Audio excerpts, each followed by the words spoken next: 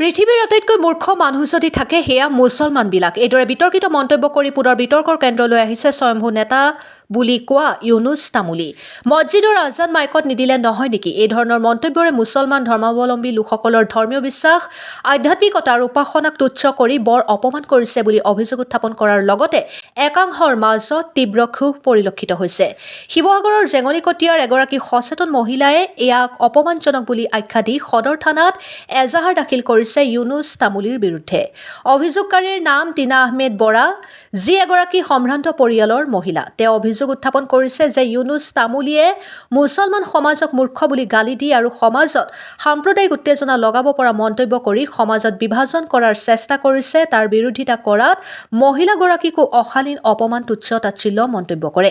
উল্লেখ্য যে এই ইউনুছ তামুলীয়ে আগতে বহু বিতৰ্কত জড়িত আছিল।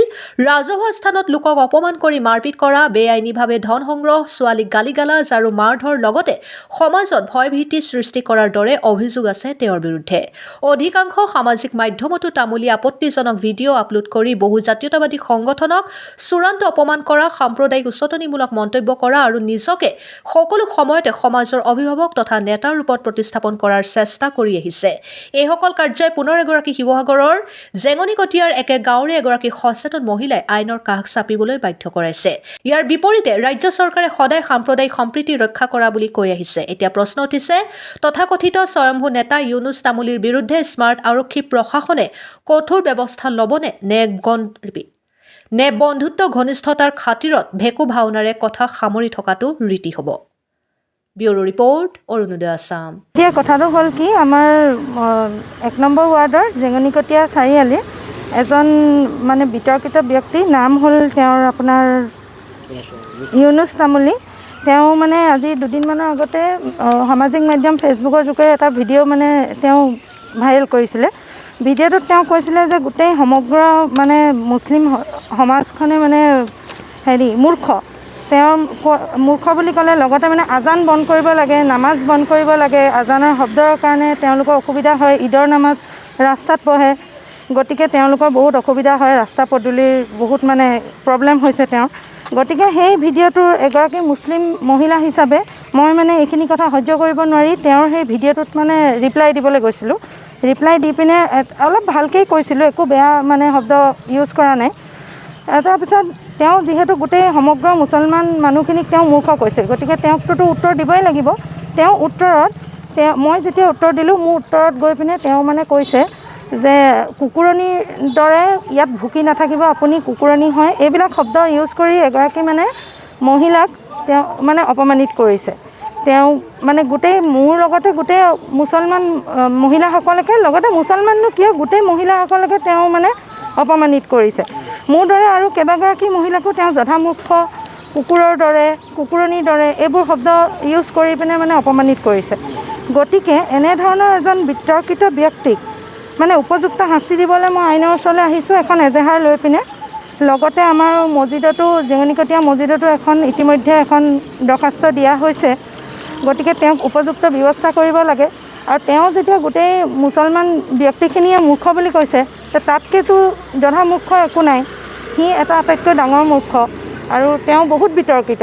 তেওঁ আগতো তেওঁৰ নামত মানে বহুত কিবাকিবি অন্য ভিডিঅ' ভাইৰেল হৈছে, আপোনালোকে দেখিছেই চাগে, বা কিবাকিবি লৈ আৰু মই সেইখিনি ইমান পাৰ্চনেলি নাযাওঁ। কিন্তু মেইন কথা হ'ল কি, তেওঁ গোটেই মুছলমান সমাজখনক তেওঁ মূৰ্খ কোৱাৰ কোনো অধিকাৰ নাই। গতিকে তেওঁ উপযুক্ত ব্যৱস্থা ল'ব লাগে। আৰু লগতে আমাৰ গোটেই মুছলিম মানে সমাজখনে তেওঁলোকক, বিশেষকৈ জেঙনিকটীয়া ৰাইজে তেওঁলোকক এঘৰীয়া কৰিব লাগে। যিহেতু তেওঁ আজান বন্ধ কৰিবলৈ কৈছে, নামাজ বন্ধ কৰিবলৈ কৈছে, এই ৱৰ্ডকেইটা তেওঁ ক'বলৈ তেওঁ কোন? তেওঁতো কোনো নহয়। আৰু তেওঁ সিমানখিনি অধিকাৰ ক'ত পালে? আমাৰতো আজোককাৰ দিনৰ পৰাই নামাজ আজান চলি আছে। আজানৰ শব্দ শুনি আমাৰ ল'ৰা ছোৱালী পঢ়িবলৈ উঠে। তেওঁ এতিয়া যিহেতু আজান বন্ধ কৰিবলৈ কৈছে, গতিকে অতিষ্ঠ এই মানুহজনৰ ওপৰত মানে তেওঁ এটা অপৰাধ কৰিছে বুলি মই ভাবোঁ। গতিকে তেওঁৰ ওপৰত এখন এজাহাৰ দিবলৈ বৰ্তমান থানালৈ আহিছোঁ। নমস্কাৰ বন্ধুসকল, আজি এটা বিশেষ কথা আপোনালোকক ক'বলৈ গৈ আছোঁ।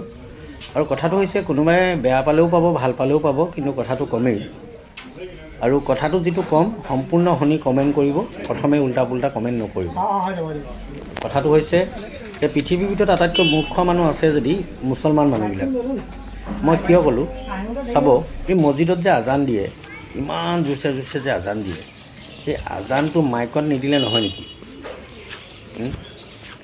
ঈদৰ নামাজ 1 ঘণ্টা ৰাস্তাৰ ওপৰত কিছুমান জেগাত পঢ়া দেখা যায়। এতিয়া চাব, যেতিয়া মানুহে বেয়া পায় কিছুমান বস্তু, এতিয়া আজান দিলে বেয়া পায় বেলেগ ধৰ্মৰ মানুহে, এই বছৰত এবাৰ ঈদত নামাজ পঢ়িলে বেয়া পায়, তো কিয় কৰিব লাগে? এতিয়া কথা হ'ল, কেতিয়াবা আপোনালোকে দেখিছে নেকি হিন্দু ধৰ্মৰ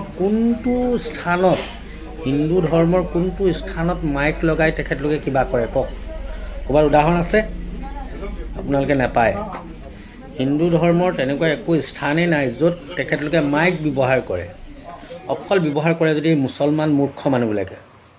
হিন্দু ধৰ্মৰ মানুহে কেতিয়াও মাইকৰ ব্যৱহাৰ ক'তো আজিলৈকে কৰা আমি দেখা নাই। গতিকে এই হিন্দুসকলৰ পৰা আমি জ্ঞান ল'ব লাগে নে নালাগে কওক? আৰু এইসকলে আজানৰ অপ'জ কৰিবই।